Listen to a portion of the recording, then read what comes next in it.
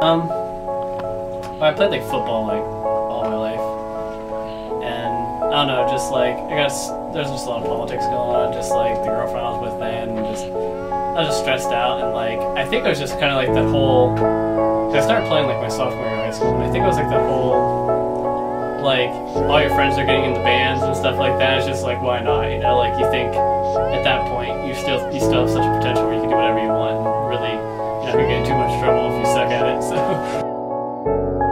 remember went to my cousin Dermot Tadeu's house and it's Squire acoustic, first act acoustic, and it was one of the tiny ones, so it was like the miniature ones. I remember I was like, I sat down and I played it like this, let it smoke on the water, or just a low E string version of it.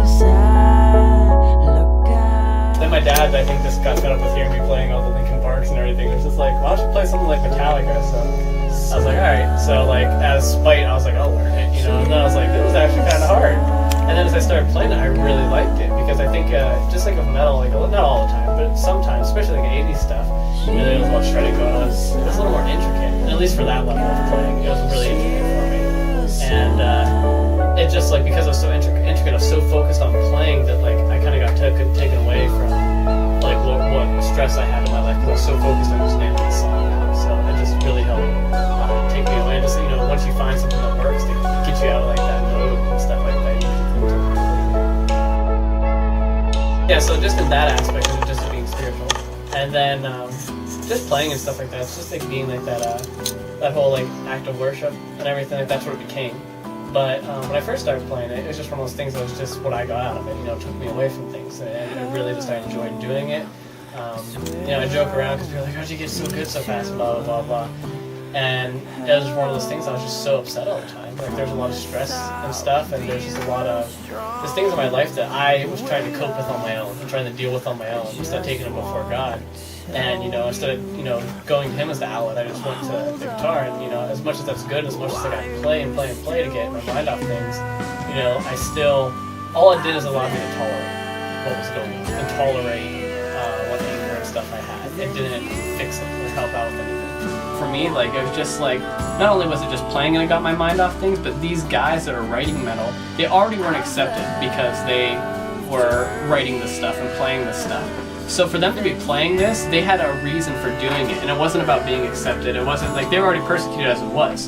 And so it's the fact is they still stood for what they believed in, even though the world was against them. And like I really just admired that, just people that finally stood for something. One of my favorite bands, Oh Sleeper, the guy posted a blog talking about how he lives off $6 a day for food.